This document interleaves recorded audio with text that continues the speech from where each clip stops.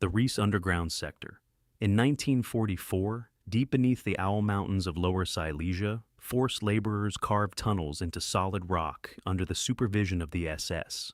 Official records describe the construction as a relocation site for wartime industry. But when Allied forces advanced in 1945, they found something that did not resemble a factory nor a conventional bunker. The Riese complex consisted of vast underground chambers reinforced with thick concrete walls measuring up to 10 feet high and nearly 6 feet thick. Some rooms extended more than 150 feet in length, their ceilings supported by unfinished pillars that suggested last-minute design changes. Yet, there were no rail systems for production lines, no ventilation shafts appropriate for munitions assembly, and no standard infrastructure for troop housing. Electrical wiring ran independently from the regional grid, feeding into sealed concrete vaults whose entrances were later dynamited shut. One chamber in particular stood out. It was perfectly rectangular, its walls smooth beyond structural necessity. Embedded within the concrete were steel anchor points positioned symmetrically along the ceiling, capable of suspending heavy machinery weighing several tons. Measurements taken decades later revealed that the room's dimensions created an unusual acoustic resonance, amplifying low-frequency vibrations rather than dispersing them. Engineers who studied the space in the 1970s concluded that its geometry was not optimized for storage or shelter. It appeared designed to contain force. Survivor testimonies from laborers described massive cylindrical components delivered under heavy guard. They reported strict isolation protocols and entire work crews transferred without explanation. Some claimed that equipment was installed only briefly before being dismantled and moved again. No blueprints for the final configuration of Riese have ever been released. Portions of the tunnel system remain flooded or sealed to this day. When Soviet forces entered the region, much of the machinery had vanished. Photographs taken by early reconnaissance teams were later removed from public archives. Intelligence summaries referenced experimental installations, but the descriptions were redacted. Even modern surveys face restrictions in certain sectors of the mountains, officially due to structural instability. If Riese was intended as a headquarters, it was vastly overbuilt. If it was a factory, it lacked the hallmarks of industrial design. The scale of excavation, the unusual room configurations, and the disappearance of equipment point toward a function not openly acknowledged. Whatever was tested there required isolation, reinforced containment, and secrecy beyond ordinary military projects. Satellite imaging decades later revealed additional subsurface cavities extending beyond the known network. Some remain inaccessible, buried beneath rock and time. The Owl Mountains still hold chambers that have never been fully mapped. If something operated beneath those mountains in 1944, it left behind architecture without explanation and records without context. And the question lingers in the cold stone corridors of Riese. What kind of experiment demanded such space, such reinforcement, and such silence? The Peenemünde Propulsion Unit. In August 1943, following the devastating Allied bombing of Peenemünde, most of the world assumed the facility's most ambitious work had been crippled. The official narrative focused on the V-2 rocket program, portraying it as the pinnacle of German wartime engineering. But internal correspondence recovered years later suggested that Peenemünde housed a separate division operating parallel to the missile program, one whose objectives were never publicly detailed. This division was referred to in fragmented memoranda as the Hochantriebgruppe, loosely translated as High Propulsion Group. Unlike the teams responsible for ballistic trajectories and fuel mixtures, this unit operated in a restricted sector of the complex, cordoned off even from senior engineers. Access required multiple authorizations, and project documentation was kept separate from standard V-2 files. After the bombing raid, equipment from this division was among the first to be evacuated inland, transported under armed escort. Witness accounts from captured technicians described experimental propulsion systems, not reliant solely on liquid oxygen and alcohol fuel. They spoke of compact combustion chambers designed to reduce exhaust signatures and preliminary investigations into non-conventional lift systems. One report mentioned a prototype engine mounted within a reinforced test hangar, capable of generating thrust without the characteristic plume associated with standard rockets. The test reportedly lasted less than 30 seconds before the device was dismantled and shipped away. When American forces seized Peenemünde in 1945, they found detailed blueprints for V-2 rockets neatly archived. What they did not find were the complete records of the Hochschantriebgruppe. Sections of the facility had been stripped of instrumentation. Cabinets stood open, their contents removed. A sealed underground chamber, discovered near the coastline, contained reinforced mounts embedded into the floor, as if anchoring machinery far heavier than any known missile component. Many of the engineers connected to the Advanced Propulsion Unit were transferred to the United States under Operation Paperclip. Officially, they were recruited for their expertise in rocketry, yet several names associated with high-altitude experimental projects disappeared from standard personnel lists shortly after arrival. Their subsequent assignments remain partially classified, even decades later. Peenemünde is remembered as the birthplace of the space age, but the rockets publicly displayed in museums represent only one chapter of its activity.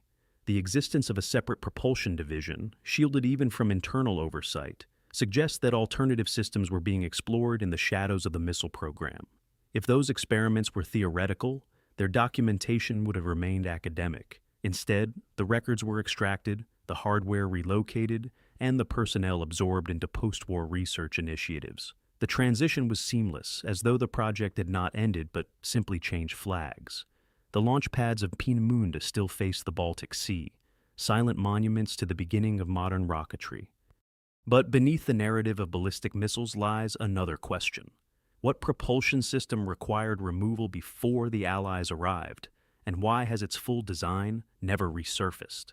The Jonastal Hidden Complex.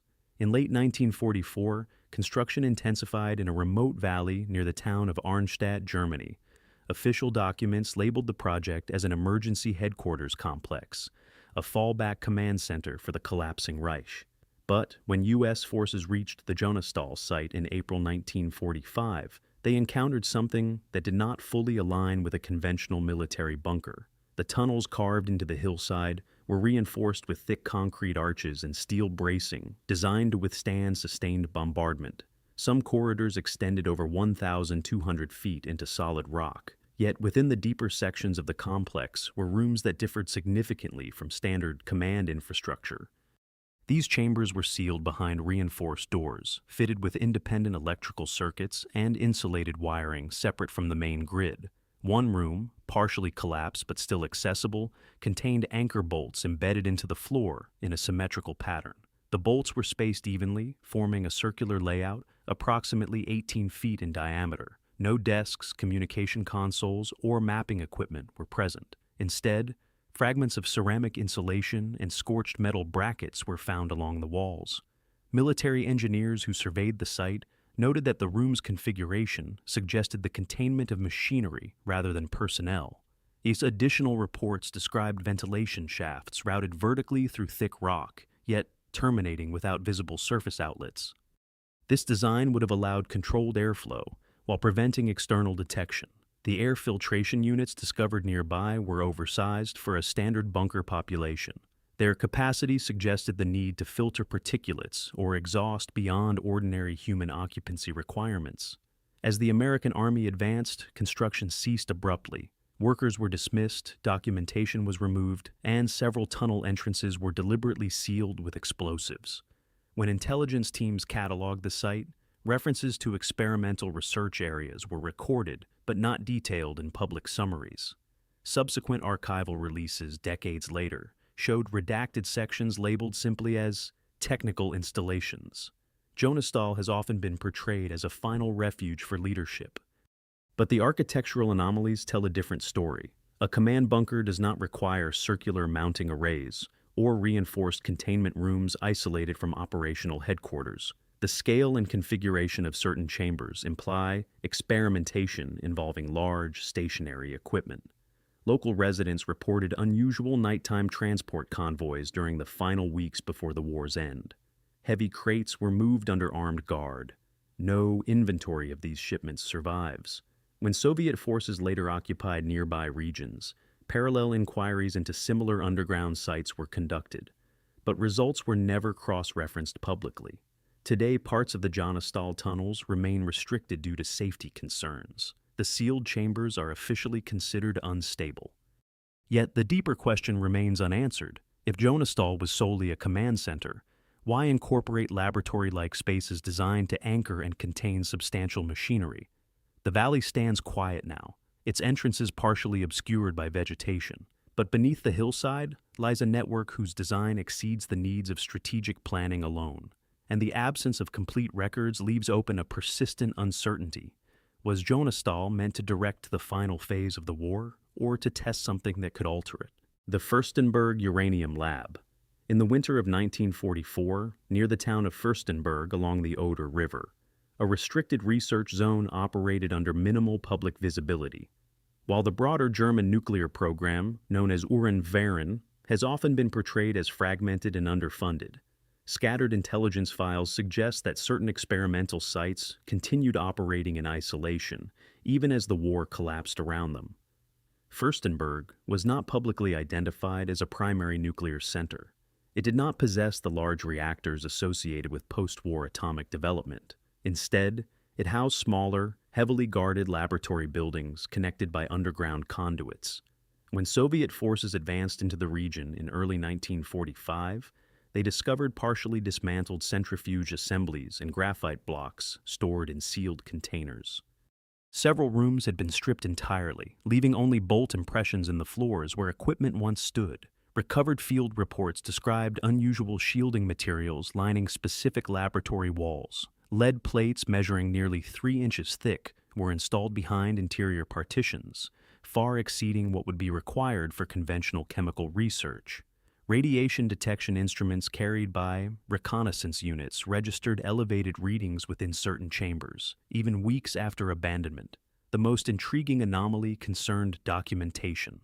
Standard Uran-Varen archives captured in Berlin detailed theoretical reactor experiments and isotope calculations. Yet, references to Fürstenberg appeared only in peripheral memoranda, described as a supplementary materials testing facility. The designation did not match the level of security observed on site. Armed SS units reportedly maintained an external perimeter long after other installations had been evacuated. One surviving intelligence transcript referenced shipments of uranium oxide transported from Fürstenberg to unidentified destinations in March 1945. The cargo manifests were incomplete. Some crates were intercepted by Soviet units and transported east. Others vanished during chaotic rail evacuations. Post-war analysis by Allied scientists concluded that Germany had not achieved a sustained chain reaction. Yet the physical evidence at Fürstenberg suggested more than simple laboratory curiosity.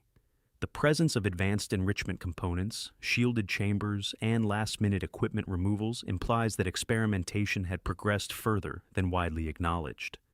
When Western journalists later attempted to access Soviet archival material concerning captured German nuclear assets, entire sections were classified. Even today, certain Soviet-era acquisition records remain inaccessible. Fürstenberg rarely appears in mainstream histories of atomic research, overshadowed by larger facilities like Haigerloch. If the German nuclear effort truly stalled at the theoretical stage, why were sensitive components relocated under armed guard in the final weeks of the war? Why were certain rooms stripped with urgency rather than abandoned? The site itself has since been repurposed, its wartime foundations absorbed into civilian infrastructure. But the traces of shielding and dismantled centrifuge mounts hint at a research effort that may have extended beyond what official narratives allow. If Fürstenberg represented a secondary branch of nuclear experimentation, its incomplete records leave open a persistent uncertainty. Did the program fail outright, or did parts of it simply migrate into the possession of those who arrived first? The Dachau altitude chamber. In 1942, within the perimeter of the Dachau concentration camp, a specialized research unit began operating inside a sealed medical block under direct SS supervision. Officially described as aviation medicine, the project aimed to simulate extreme flight conditions for Luftwaffe pilots, but the scope and equipment of the laboratory exceeded ordinary medical testing. At the center of the facility stood a low-pressure chamber constructed of reinforced steel capable of replicating altitudes exceeding 65,000 feet. The cylindrical tank measured approximately 9 feet in length and was fitted with thick observation windows and external pressure gauges calibrated in fine increments. Electrical conduits ran from the chamber to adjacent monitoring rooms, where physiological responses were recorded using early electrocardiographic equipment and oxygen saturation meters. Internal memoranda recovered after the war referenced experiments examining rapid decompression, hypoxia thresholds, and neurological stress under simulated stratospheric conditions. Subjects placed inside the chamber were exposed to pressure changes that could induce unconsciousness within seconds. Observers documented pupil dilation, cardiac irregularities, and involuntary muscle spasms. In several instances, fatal outcomes were recorded as data completion. The design of the pressure chamber revealed advanced engineering. Its seals were double-layered to prevent leakage, and its internal environment could be manipulated with precise control valves. American aviation specialists who examined the chamber after liberation noted that its technical sophistication rivaled contemporary Allied research facilities. Yet the facility contained more than a single pressure tank. Adjacent rooms held equipment designed to test the limits of thermal endurance and oxygen deprivation over extended durations. A refrigerated unit allowed internal temperatures to drop below freezing while maintaining controlled airflow. Documentation indicated systematic exploration of how long the human body could function under combinations of altitude stress and extreme cold. When U.S. forces arrived in April 1945, much of the documentation was seized immediately. Selected records were introduced during war crime trials, but not all technical data entered public archives. Portions of the research material were transferred to aviation research centers for analysis. Decades later, declassified files revealed that certain altitude survival findings were incorporated into early Cold War aerospace medicine studies. The official narrative frames the Dachau laboratory as a site of brutal experimentation. Yet, from a strictly technical perspective, the facility functioned as one of the most advanced high-altitude simulation centers of its time. The chamber design, instrumentation precision, and controlled environmental systems reflect an engineering effort beyond improvised wartime testing. What remains uncertain is the full extent of the research data collected. Not all logs were presented in post-war proceedings. Not all equipment was cataloged in open records. Portions of the facility were dismantled quickly, their components relocated for further examination. If the laboratory's work directly influenced post-war aviation medicine, then its scientific legacy continued quietly within new institutions. The pressure chamber at Dachau stands as evidence that extreme environmental research advanced rapidly under wartime urgency. But the deeper question persists. How much of the knowledge derived from that chamber was absorbed into modern aerospace development, and how much remains buried within classified archives, detached from its origin? The Nordhausen Special Rooms. In early 1945, Allied reconnaissance aircraft flying over the Harz Mountains observed minimal surface infrastructure around the town of Nordhausen. What they could not see was what lay beneath it. Hidden within the Kohnstein Mountain was Mittelwerk, an underground industrial complex spanning more than 10 miles of tunnels. It is widely known as the production site of the V-2 rocket, but scattered references within captured German engineering documents point to something else embedded inside the mountain.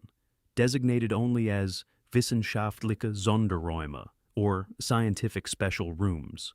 When American forces entered Mittelwerk in April 1945, they found assembly lines, storage depots, and transport rails for rocket components. Yet within certain side tunnels were reinforced chambers separated from the main production corridors by thick steel blast doors. These rooms were not aligned with rocket assembly logistics. They were positioned deeper within the mountain, shielded by additional layers of rock and concrete. One such chamber measured approximately 80 feet long and 40 feet wide, with an unusually smooth concrete floor and symmetrical mounting brackets embedded into both walls. The ventilation ducts feeding this area were independent of the factory's primary airflow system. Engineers inspecting the site noted that the airflow capacity exceeded what would be necessary for simple storage. The ducts appeared designed to evacuate gases or heat from contained machinery. Fragments of equipment recovered from these rooms included ceramic insulators rated for extremely high voltage and coils of copper wiring thicker than standard industrial cabling.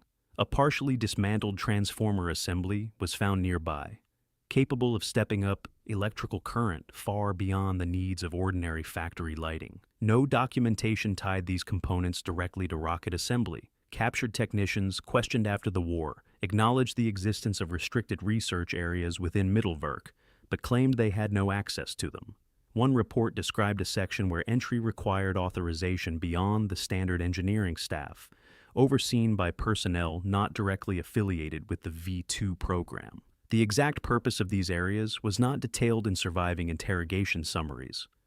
When Operation Paperclip transferred German scientists to the United States, some personnel formerly associated with Mittelwerk were reassigned to classified American facilities. Public records focus on their rocketry expertise. The special research rooms beneath Nordhausen, however, were rarely mentioned again. After liberation, portions of Mittelwerk were sealed. Photographic documentation of certain chambers was incomplete. Later, historical surveys concentrated on the humanitarian tragedy tied to forced labor at the site, an aspect undeniably central to its history. Yet the technical anomalies embedded within the mountain's deepest corridors received comparatively little examination. The existence of high-voltage infrastructure, isolated ventilation systems, and reinforced containment spaces suggests experimentation beyond standard missile production. Whether these rooms housed propulsion prototypes, energy research equipment, or other classified installations remains unclear. The equipment was largely dismantled before capture. The documentation, if it existed, did not remain intact. Today, Mittelwerk stands as a historical site open to limited public access. Visitors can walk through portions of the tunnels, guided along designated paths, but the sealed side corridors remain closed, their purposes recorded only in fragmentary references. If the scientific special rooms represented parallel experimentation beneath the rocket program, then Nordhausen was more than a weapons factory. It was a layered research complex operating on multiple levels of secrecy, and the unanswered question remains carved into the rock itself. What required deeper concealment than the most advanced missile system of its time? The Wewelsburg Energy Lab. In 1941, within the walls of Wewelsburg Castle in Westphalia, a restricted research program began operating under the supervision of Heinrich Himmler's personal staff. Public records often describe Wewelsburg as a symbolic or ideological center. Yet construction records and recovered correspondence suggest that certain chambers were modified not for ceremony, but for technical experimentation. The north tower of the castle contained a circular chamber known today for its distinctive floor mosaic. Beneath that visible structure lay a lower vaulted room, reinforced with additional stone and concrete lining during wartime renovations. Electrical wiring was routed through the walls in patterns that did not correspond to lighting alone. Heavy-gauge copper cables were installed behind the masonry, feeding into a concealed power junction connected to an external generator. Engineering logs seized after the war reference the installation of field measurement apparatus within the tower complex. The equipment descriptions included oscillation counters, electromagnetic flux meters, and induction coils typically associated with laboratory environments rather than architectural spaces. Some cables terminated in floor-mounted metal plates embedded beneath the stone surface, positioned symmetrically around the circular room. Post-war survey teams documented unusual magnetic fluctuations in localized sections of the tower. While these anomalies could be attributed to mineral content in the stone, their alignment corresponded closely with the embedded wiring layout. The configuration appeared intentional. One Allied technical summary noted that the chamber's circular geometry would allow controlled propagation of electromagnetic fields with minimal structural interference. Additionally, construction orders from 1943 described modifications to basement rooms to improve insulation and isolate external vibration. These specifications resembled those required for sensitive measurement equipment. No standard military command function required such precision. The purpose of the instrumentation was not explained in surviving architectural documentation. When British forces occupied the castle in 1945, certain equipment racks were found empty, their mounting brackets removed. Files recovered from the administrative offices referenced experimental research but provided no schematics. Several documents related to electrical installations were later transferred to intelligence archives and have never been fully declassified. The narrative of Wewelsburg as a purely ideological site overlooks the technical alterations made during the war years. The integration of heavy electrical infrastructure within a medieval structure suggests that controlled energy experiments were conducted inside the tower. Whether these experiments focused on communications, field generation, or other forms of applied physics remains uncertain. Today, Wewelsburg functions as a museum. Visitors can walk through restored chambers and observe reconstructed exhibits. Yet the underlying wiring channels remain sealed behind stone. The reinforced basement vault stands quiet, its wartime modifications visible only in archived photographs. If Wewelsburg housed an energetics laboratory concealed within symbolic architecture, it represents a convergence of ideology and experimental science rarely acknowledged. The circular chamber may have been more than ceremonial space. It may have functioned as a controlled environment for testing electromagnetic configurations, whose documentation was extracted before Allied arrival. The castle still stands, its walls absorbing the echoes of past activity. But the absence of complete technical records leaves a persistent uncertainty. What measurements were taken within that tower, and why were the instruments removed before the site was secured? The Baltic Magnetic Station. In early 1944, along a heavily restricted stretch of coastline near the Baltic Sea, a naval research station operated under the designation Marineversuchsstelle. Officially, it was described as a testing ground for torpedoes and submarine components. Yet, reconnaissance reports compiled after the war indicate that certain sectors of the station were inaccessible even to Kriegsmarine officers not directly assigned to experimental divisions. The facility consisted of reinforced concrete bunkers partially embedded into the shoreline cliffs, their entrances camouflaged against aerial detection. Beneath these bunkers extended a network of tunnels leading to underwater test platforms anchored approximately 300 feet offshore. Divers from Allied recovery teams later reported metallic pylons fixed into the seabed, each connected by thick insulated cables running back toward the coastal structures. Inside the inland chambers, investigators discovered control panels fitted with oscilloscopes and frequency analyzers uncommon in standard naval workshops of the era. Several rooms were shielded with layered copper mesh embedded within the walls, a technique typically used to prevent electromagnetic interference. The shielding suggested that sensitive instrumentation was being tested in isolation from external signals. Captured technical summaries referenced experiments involving magnetisches Ortungssystem, or magnetic detection systems. While sonar was widely used during the war, magnetic anomaly detection was still in its developmental stages. The Baltic Station appeared to be exploring systems capable of identifying submerged objects based on disturbances in the Earth's magnetic field, rather than acoustic signatures alone. One sealed chamber near the waterline contained mounting brackets positioned toward a reinforced observation window facing the sea. The brackets were large enough to secure equipment weighing several thousand pounds. Residual burn marks along the floor indicated that high current electrical discharges had occurred in the room. Yet no detailed schematics of the installed machinery survived. When Soviet forces advanced along the Baltic coast in 1945, portions of the station were deliberately destroyed. Explosive charges collapsed access tunnels and flooded lower compartments. American intelligence reports from the same year noted that certain crates of instrumentation were removed before the demolition, though their contents were not cataloged publicly. Decades later, declassified naval research files from both the United States and the Soviet Union showed accelerated development in magnetic detection and electromagnetic field manipulation. The transition from wartime experimentation to Cold War deployment occurred rapidly, with few public references to intermediary steps. The Baltic Sea Station stands today as a series of crumbling bunkers facing the water. The offshore pylons remain partially submerged, visible only during exceptionally low tides. No comprehensive inventory of the site's experimental equipment has ever been released. If the station's purpose extended beyond conventional torpedo testing, it may have served as a proving ground for early electromagnetic surveillance systems. The combination of copper shielding, high-voltage infrastructure, and underwater cable arrays suggest controlled field experiments interacting directly with seawater and submerged metallic objects. The Baltic waters conceal many wartime remnants, but the deliberate dismantling of specific laboratory sectors implies that certain technologies were considered too sensitive to abandon intact. The question remains fixed along that quiet shoreline. Was the station merely refining naval detection systems, or was it testing a form of field interaction capable of extending beyond sonar's limits? The Alpine Black Projects Lab.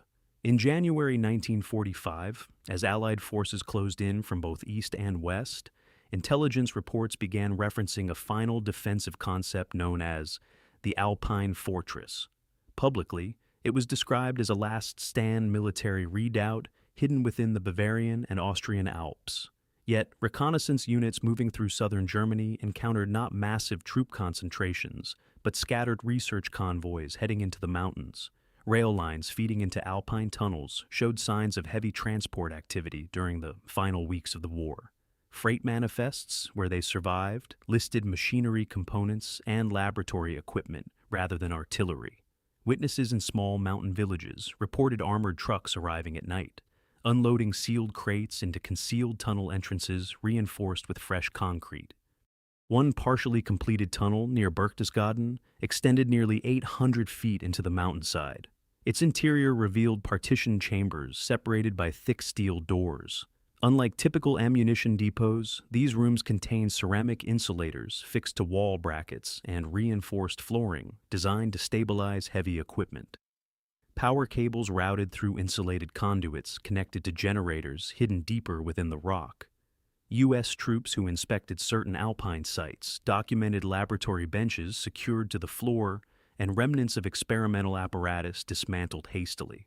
In one chamber, anchor points arranged in a triangular formation suggested the mounting of machinery requiring precise alignment. Yet by the time these facilities were reached, key components had been removed. Intercepted communications from March 1945 referenced Sonderverlagerung, or special relocation, indicating that research units were being transferred into Alpine positions for continuation beyond Berlin's collapse. Not all of these units were recovered. Some scientists tied to advanced weapons programs were later located in Allied custody. Others disappeared from records entirely. The concept of the Alpine fortress has often been dismissed as propaganda, but the physical evidence of laboratory infrastructure embedded within mountain tunnels suggests that at least portions of research activity were deliberately repositioned into terrain difficult to access and defend. Post-war intelligence summaries rarely detailed what was found within these Alpine laboratories. Reports focused instead on leadership hideouts and military logistics. Photographs of dismantled equipment were archived without technical annotation.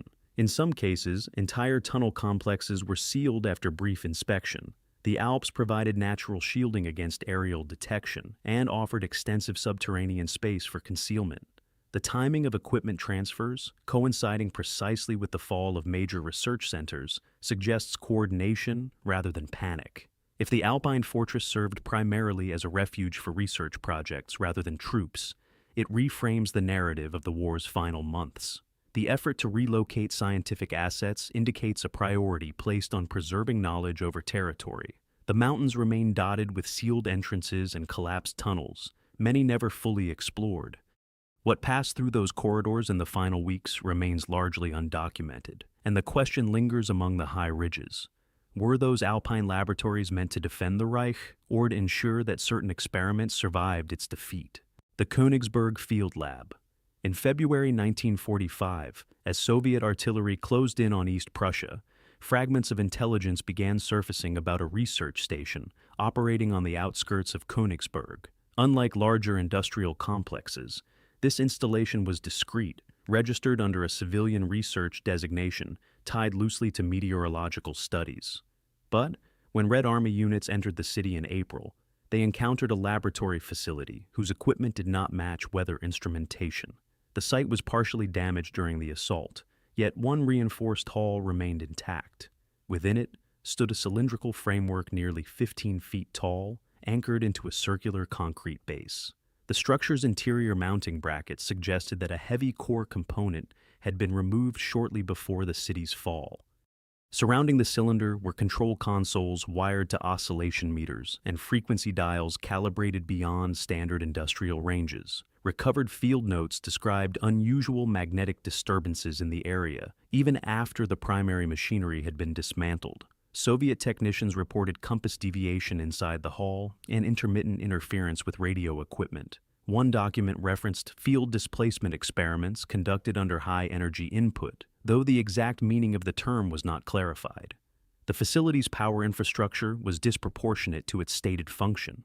Thick copper cables ran from a dedicated generator building, capable of supplying current far beyond what meteorological instruments would require. Ceramic insulators rated for extreme voltage were discovered among debris, along with fragments of graphite blocks similar to those used in certain reactor experiments. Yet no official linkage to nuclear research was ever established. Perhaps most striking was the speed of evacuation. Personnel files found in adjacent offices showed that key researchers had been transferred weeks before the Soviet advance, some towards central Germany, others unaccounted for. Equipment logs indicated that specific components had been disassembled and transported by rail under armed escort in March 1945. Soviet intelligence transported surviving apparatus to classified research institutes. Public references to the Königsberg Laboratory vanished from post-war publications. When East Prussia was reorganized and renamed Kaliningrad, access to former German installations became highly restricted. Decades later, only sparse archival references remained, many of them heavily redacted. The scale of the cylindrical mounting system suggests experimentation involving rotational or oscillatory equipment of significant mass. The combination of magnetic interference reports and high-energy infrastructure hints at field-based research rather than chemical or mechanical testing. Königsberg was one of the final German cities to fall, and much of its documentation was lost in the chaos. Yet the deliberate extraction of core machinery before capture indicates that the laboratory's work was considered valuable enough to preserve. The site today lies beneath layers of post-war reconstruction.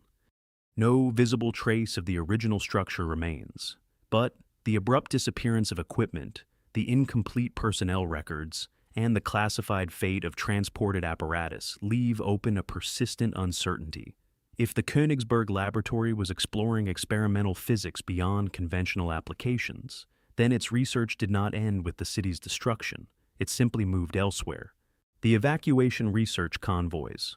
In March 1945, as Berlin endured relentless bombing, a series of rail convoys departed under heavy guard from research hubs in Silesia, Dresden, and central Germany. These trains were not transporting troops or ammunition. According to surviving logistics fragments, they carried sealed crates labeled with technical abbreviations and restricted clearance codes. Many of these shipments were routed toward mountainous regions or border zones where standard evacuation lines were already compromised. One intelligence intercept dated March 18th referenced a Sondertransport für wissenschaftliche Geräte, a special transport for scientific apparatus. The document listed weight specifications exceeding 20 tons per crate, suggesting the relocation of large-scale machinery rather than portable instruments. No detailed inventory survived. The destinations were marked only as temporary holding facilities. When American forces advanced through Bavaria, they discovered abandoned sidings where rail cars had been hastily unloaded. In certain locations, reinforced vault rooms had been constructed inside existing tunnels. These vaults featured steel-reinforced doors and thick concrete walls, yet many were empty upon inspection. Mounting brackets bolted into the floor indicated that heavy equipment had been secured there, at least briefly. Soviet recovery teams in eastern territories reported similar findings. Train manifests recovered from damaged stations listed cargo categories without descriptions. Some shipments were redirected east before capture. Others vanished entirely when tracks were destroyed or lines overtaken mid-transit. In several cases, rail workers reported sealed containers transferred to trucks and driven into forested areas where temporary depots had been prepared. Post-war Allied intelligence focused primarily on capturing personnel and missile technology. Less attention was given to incomplete rail records. Yet, decades later, historians reviewing declassified material noted patterns in the timing of evacuations. The transfers did not align solely with defensive withdrawals. They appeared coordinated to preserve specific research assets before surrender. The existence of temporary vault facilities suggests that certain projects were not abandoned but staged for relocation. The rapid dismantling of laboratory equipment in Königsberg, the Alps, and other sites coincided precisely with these rail movements. Some scientists tied to classified divisions surfaced later in Allied programs. Others never appeared in public records again. If the collapse of the Reich triggered an organized dispersal of research installations, then the destruction witnessed at many sites may have been deliberate camouflage. By the time occupying forces arrived, the essential components had already moved. Today, remnants of wartime rail infrastructure still cut across rural Germany and Austria. Some tunnel vaults remain sealed, officially for safety reasons. No comprehensive accounting of scientific cargo transfers from March and April 1945 has ever been published.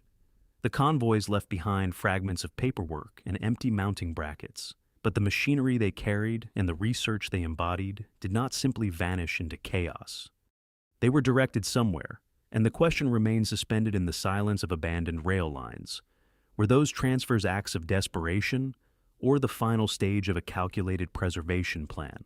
The missing scientific archives. In May 1945, as Allied forces secured Berlin and Soviet troops consolidated control over eastern territories, entire archive rooms within former research ministries were found either burned, emptied, or selectively stripped. Cabinets that once housed technical diagrams stood open, their contents missing, while unrelated administrative files remained untouched. It was not chaos, it was precision. The Reich Research Council maintained centralized documentation of classified scientific projects. Yet when investigators entered its offices, they discovered that specific divisions had been erased from the record entirely. Index entries referenced projects whose corresponding files were absent. Some folder tabs bore only redacted titles such as Project Sonderfeld and Technische Versuchsanlage Ost, with no accompanying documentation. In several captured facilities, Allied intelligence officers noted that safes containing personnel records were intact, while adjacent vaults designated for experimental schematics had been cleared. Burn piles discovered in courtyards contained partially destroyed blueprints, but only fragments of minor projects. Larger-scale engineering plans were conspicuously absent. Operation Paperclip would later transfer more than 1,600 German scientists to the United States. Parallel Soviet programs relocated hundreds more eastward. Both sides prioritized technical expertise in rocketry, chemistry, and aeronautics. Yet the transition from wartime secrecy to Cold War research occurred with remarkable continuity. Certain technologies advanced rapidly in the late 1940s and early 1950s, often with little publicly documented developmental phase. Archival discrepancies extend beyond personnel transfers. In declassified American and Soviet files, references appear to inherited experimental datasets without clear origin descriptions. Reports cite captured German research, but omit the exact facilities from which it was obtained. Some archival numbers correspond to projects never publicly acknowledged in German wartime records. In East Prussia, Bavaria, and Silesia, site inspections were often brief before facilities were sealed or repurposed.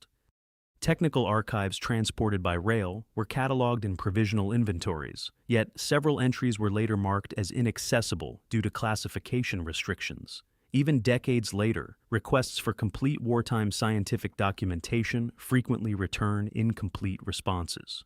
Historians generally frame the end of the war as a period of destruction and loss.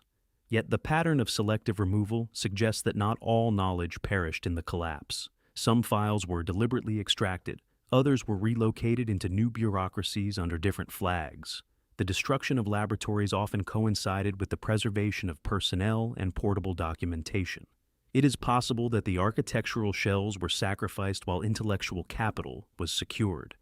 If so, the visible ruins across Europe represent only the outer layer of what once existed. Today, national archives in multiple countries still hold classified technical records from the immediate post-war years. Some remain sealed under extended security provisions. Others have been released only in heavily redacted form. The gaps between captured German project names and available documentation persist. If the disappearance of entire research archives was not random but coordinated, then the fall of the Third Reich marked not the end of certain scientific endeavors, but their redistribution. Knowledge moved across borders while the physical sites crumbled. The laboratories are silent now, their equipment dismantled, their tunnels sealed. But the unanswered question remains. Did the experiments truly stop in 1945, or did they simply continue elsewhere under new oversight and new authority? Conclusion. These laboratories reveal a pattern that is difficult to ignore. They were not scattered, improvised bunkers thrown together in desperation. They were reinforced installations with independent power systems, sealed chambers, isolated ventilation networks, and equipment removed with precision before occupation. From the mountains of Silesia to the Baltic shoreline, from Alpine tunnels to urban research blocks, the architecture speaks of coordination rather than collapse. This was not simply a regime building weapons. It was a network safeguarding knowledge. When the war turned against Germany, the evacuation did not resemble panic. Machinery was dismantled, core components were extracted, personnel were reassigned or vanished into new jurisdictions, archives were selectively cleared. What could not be moved was destroyed.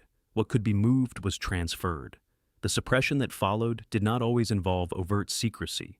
It often appeared as silence, technical gaps in public records, redacted passages in declassified files, research lines that advanced rapidly in the late 1940s without clear developmental lineage. The narrative of total failure simplifies a far more complex transition. If even a fraction of these experimental installations achieved functional breakthroughs, then their legacy may not lie in the ruins visible today. It may lie in technologies absorbed quietly into post-war programs, in research initiatives that began abruptly with inherited expertise, in classified archives that remained sealed long after the conflict ended. The cost was not only human, though that cost was immense. It was also intellectual. Entire branches of investigation were either buried or redistributed without transparency. Each sealed tunnel, each emptied vault, each erased file represents a fragment of knowledge that never re-entered open discourse. The question is no longer whether secret laboratories existed. The evidence of concrete, steel, and documented transfer proves that they did. The question is why so much of their work remains structurally absent from the public historical record. The tragedy is not simply that these experiments were hidden. It is that the line between destruction and preservation was carefully managed. What the world saw crumble may have been only the surface. What survived may still shape the present. And the most unsettling possibility remains this. The end of those laboratories may not have been an ending at all, only a relocation beyond view.